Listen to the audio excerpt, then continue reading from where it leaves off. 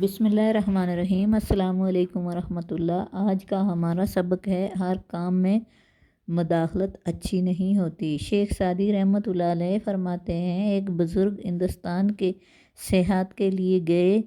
وہاں انہوں نے ایک سیاہ فام حبشی کو دیکھا جو ایک خود برو عورت کے ساتھ تھا۔ وہ عورت اس حبشی کے شکنجہ میں پھنسی ہوئی تھی اور حبشی اپنا منہ اس عورت کے منہ میں ڈالے ہوئے تھا۔ حبشی کا اس خوبرو عورت پر یوں حاوی ہونا ایسے تھا جیسے رات نے دن کو ڈانپ لیا ہو۔ ان بزرگ کے دل میں خیال آیا کہ اس عورت کو بچانا چاہیے اور یہ حبشی اس عورت پر ظلم کر رہا ہے۔ انہوں نے اس حبشی کو ڈرایا اور غیرت دلائی کہ وہ ایک معصوم عورت پر یوں ظلم کر رہا ہے۔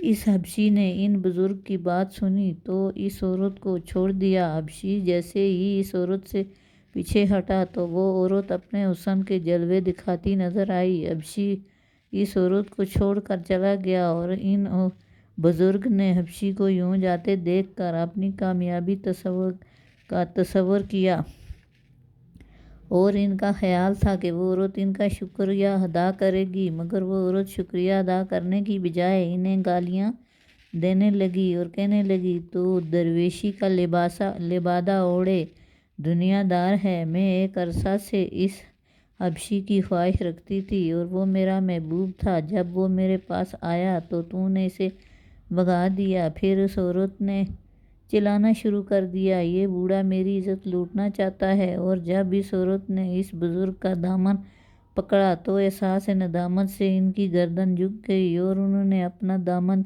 چھڑا کر وہاں سے بھاگنے میں عافیت جانی۔ شیخ سعدی رحمۃ اللہ علیہ فرماتے ہیں، ان بزرگ کو وہ عورت کچھ عرصہ بعد پھر ملی اور اس نے ان بزرگ سے کہا، تم مجھے جانتے ہو؟ بزرگ بولے، ہاں، اور میں نے اس دن کے بعد عہد کیا ہے کہ کسی غیر کے کام میں مداخلت نہیں کروں گا، اور دانا وہی ہے جو اپنے کام سے کام رکھے۔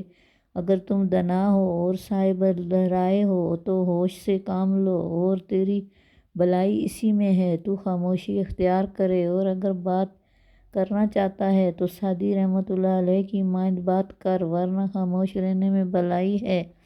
نصیحت: اس عقائد کو بیان کرنے کا مقصد یہ ہے کہ ہر کام میں مداخلت اچھی نہیں ہوتی، اور جب تک تم پر حقیقت واضح نہ ہو، خواہ اس معاملے میں دخل اندازی کرو، اور جب وہ بھی بولو سوچ سمجھ کر بولو اور موقع کی مناسبت سے گفتگو کرو۔